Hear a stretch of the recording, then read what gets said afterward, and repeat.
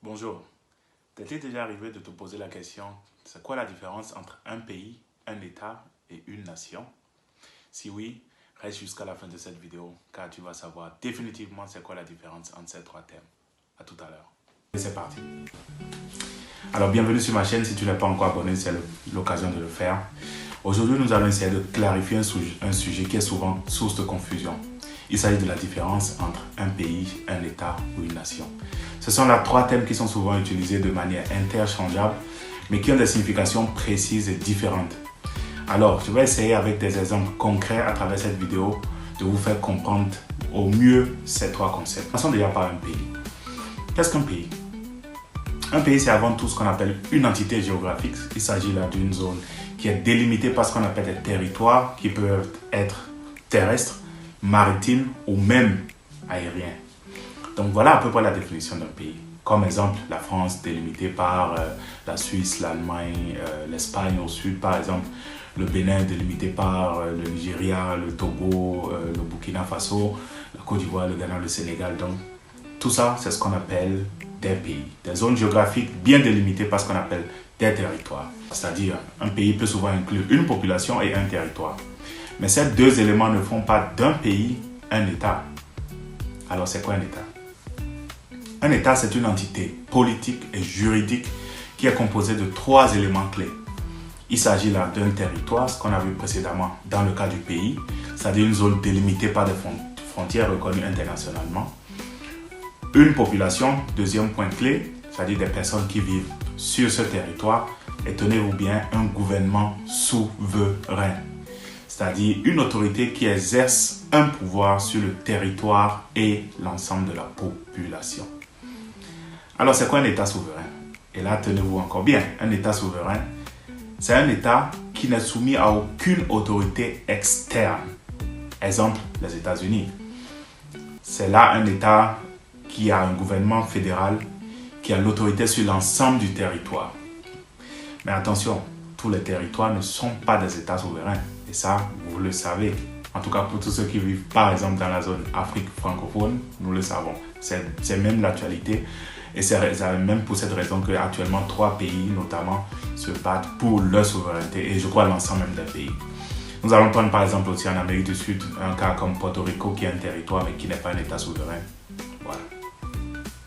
Rentrons maintenant sur le troisième thème. C'est quoi une nation? Quand on parle de nation, on fait référence à un groupe humain qui partage des éléments communs, tels que la langue, une culture commune, une histoire ou des traditions communes, et parfois même une religion commune. Donc c'est ça ce qu'on appelle une nation. Il y a la langue, la culture, l'histoire, les traditions communes, et parfois même la religion. Une nation n'a pas forcément besoin de frontières physiques ou de gouvernement, parce que là il s'agit de valeurs en lesquelles se reconnaissent des personnes qui se reconnaissent, qui appartiennent, je vais dire, à cette nation. Donc, une nation peut exister sans avoir son propre pays ou son propre État. Nous parlons par exemple, on entend très souvent parler de la nation arc-en-ciel quand on parle des Logoboto, vous avez compris. Ou par exemple, on parle du peuple kurde, qui est une nation. Les Kurdes partagent par exemple une culture, une langue, une identité commune. Mais ils n'ont pas de pays ou d'État souverain. Ils sont je vais dire un peu éclatés à travers le monde. Mais dès qu'ils se voient, ils se reconnaissent à travers leurs us et coutumes, leur manière de parler, déjà la langue, les traditions et tout ce qui va avec. Un autre exemple, par exemple, c'est le Japon, qui à la fois est une nation-État. C'est une nation qui est un État parce qu'ils ont une forte unité culturelle et ils ont un gouvernement souverain qui exerce son autorité sur toute l'étendue du territoire japonais. Partant de ces trois termes, nous avons des combinaisons maintenant qui peuvent déjà se pointer. D'accord?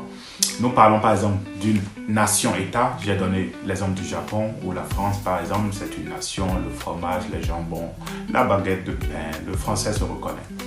Ou nous avons par exemple aussi ce qu'on appelle une nation sans État. J'avais donné l'exemple précédemment.